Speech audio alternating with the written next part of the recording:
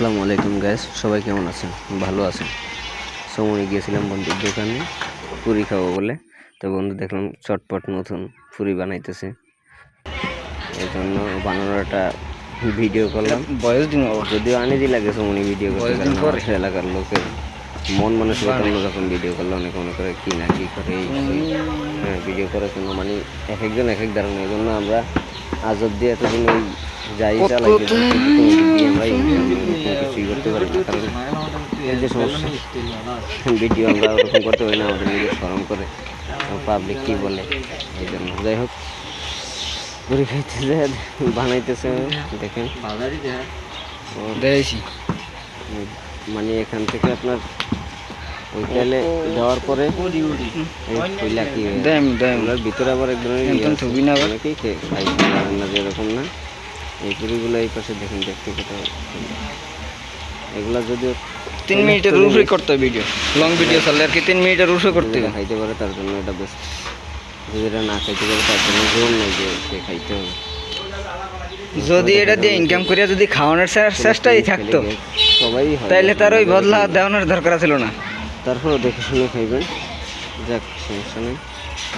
আমার ভাল লাগে এটারে বাইতেছি কামাই করিয়া বেচবে দল শেষ অন্য মুরব্বী অনাইছি ভিডিও করতে তার ভিডিও। এই যে মুরব্বী খাইতে বসছে, কালকে আমাদের হর্ষকাটা ভাড্ডার অনুষ্ঠান আছে, বেশ সমুদ্র বলা যাই। এই জন্যই আমরা ভিডিও করতে যাই ঘাবড়ে যাই, মানে লোকের আশ্বাস পাই না, বা লোকে কি বলবে না বলবে, এই জন্য আর কি আমরা আগাইতে পারি না। ওই যে লোকের তুই এলে রাখি বেরো চিনলি না, এদিকে টেলাম না হায় কয় কি বন্ধু হওয়ার বলতে না, ঠিক আছে কেন কাম অয়েলে রাখি বেরো চিনলই না, এই জন্যই তো। যাই হোক খোলাইতেছে, খোলান শেষ আইডা ওটা কি হওয়ার পরে এগুলো ওখানে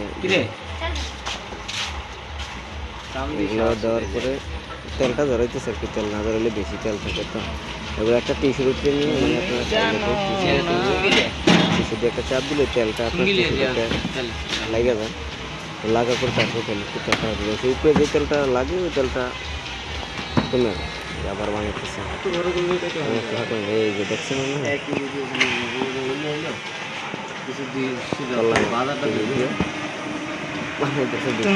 জানো না, ও মাই গড, ইস হাসিটা দিছে কি, ও মাই গড। কেটে দিলা শুনে ইস ইস। যাই হোক কেমন লাগছে ভিডিওটা সবাই জানাইবেন। এই যে তো হেলে তো তুই বিয়ে করতে পারতি না। এই যে ওরে কাস্টমার খাইও, কাস্টমার ভিডিও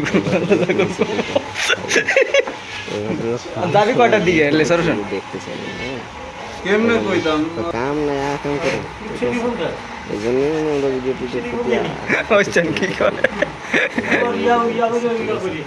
হ্যাঁ এই হলো অবস্থা আমাদের এলাকার। দেখছ এসে উনি এই বাদ আলহামদুলিল্লাহ।